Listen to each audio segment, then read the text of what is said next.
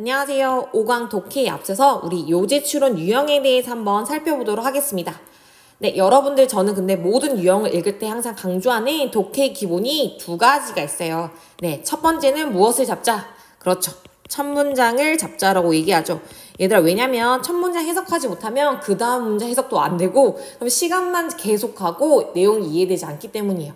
그래서 시간을 좀 투자하서라도 첫 문장을 잡고 가시는 게 여러분들 더 빨리 가는 길입니다. 두 번째는 여러분들 첫 문장 읽었다고 독해가 되는 건 아니에요. 잘 읽은 첫 문장을 가지고 두 번째 문장이랑 그 다음 문장이랑 계속 연결하면서, 즉 저는 이거 대화한다고 표현하거든요. 글쓰기나 대한다는 마음으로 생각하시면서 읽으셔야 합니다. 요 두 가지는 꼭 기억해 주셨으면 좋겠어요. 자, 그러면 이제 우리 요지 주장 파악의 유형을 한번 알아보도록 해요. 얘들아, 요지라는 것도 뜻을 생각해보면 핵심이 되는 중요한 내용이거든. 즉, 이 유형은 여러분들한테 뭘 묻고 싶은 거냐면 여러분들이 핵심을 파악할 수 있냐고 묻고 싶은 거예요. 근데 이 유형은 여러분들이 잘 틀리지 않는데요. 왜냐? 답지가 우리말이기 때문이죠. 쌤이 이 유형에서 주고 싶은 팁은, 얘들아, 이 선택지는 답지라는 것도 어떻게 보면 지문에 있는 내용에서 가져온 걸 거예요. 그렇지 않겠습니까? 그래서 핵심 파악은 주제문을 찾아가지고 선택지랑 매치시키면 그게 바로 정답이에요. 그러면 선생님 대체 주제문을 어떻게 찾아야 됩니까? 해서 제가 수업 때도 했는데요. 주제문 찾는 단서를 3가지 알려드렸죠. 우선 첫 번째로는 글의 전개 방식이라 했어요. 주제문이 위치할 수 있는 곳을 생각했을 때는 처음에 올 수 있다는 거. 주제문 얘기해주고 보충 설명하는 거 가장 흔한 유형이고요. 두 번째로는 이 주제문이 끝에 올 수도 있어.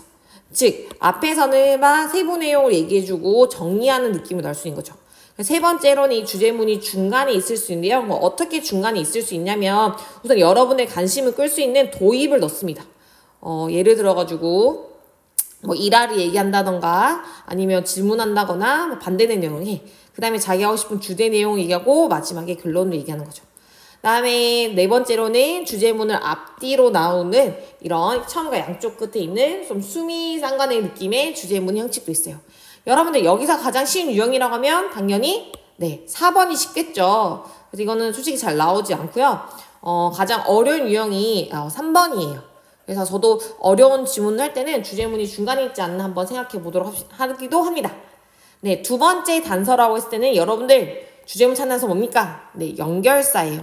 연결사가 어떻게 힌트가 되냐면 얘들아, 각각의 연결사 유형을 한번 살펴보도록 할게요. 여러분 예를 들은 연결사가 있을 경우에는 앞이 주제문일까요? 뒤가 주제문일까요? 당연히 앞이죠. 왜냐면 얘들아, 예를 든다는 거는 구체적인 얘기 때문에 앞에 일반적인 진술이 있는 거예요. 일반적인 진술을 한 다음에 너 잘 이해 못하겠지? 내가 예를 들어줄게 하는 거거든. 여기 일반적인 진술이 주제일 경우가 많겠죠? 두 번째, 이거 진짜 많이 쓰이는 거죠. 내용을 전하는 연결사. 뭐가 있습니까? 이런 것들. But, however, yet, still, nevertheless 같은 것들은 그러나 하면서 글의 내용이 반전되니까 얘들이 주제문일 가능성이 높아지죠. 마지막으로는 이 결론을 정해주는 거, 요약하는 연결사들. Thus, therefore, in brief, consequently, as a result, in short, in conclusion이 문장의 주제문일 가능성이 높아지겠죠. 그리고 세 번째 얘들아, 이거는 저는 뭐라고 표현하면요, 문장 구조라고 표현하거든요. 문장 구조가 주제일 수밖에 없는 구조가 있어요. 어떤 것들이냐면 명령문, 너희한테 명령한다는 것은 중요하다는 거잖아요. 그리고 should, must, have to 같은 당위성을 나타내는 단어들도 뭐뭐 해야만 한다니까 글쓴이가 하고 싶은 주장을 담고 있을 경우가 많습니다. 그리고 여기서 플러스 한다면 저는 중요한 것은 그래서 어떻게 된다고 얘기하고 싶냐면 반복이 됩니다. 그래서 계속 반복되는 단어, 키워드들을 찾으면 그것이 또 주제문일 가능성도 높아져요. 그래서 이런 단서들을 활용해서 우리 한번 요지 파악해 보도록 합시다.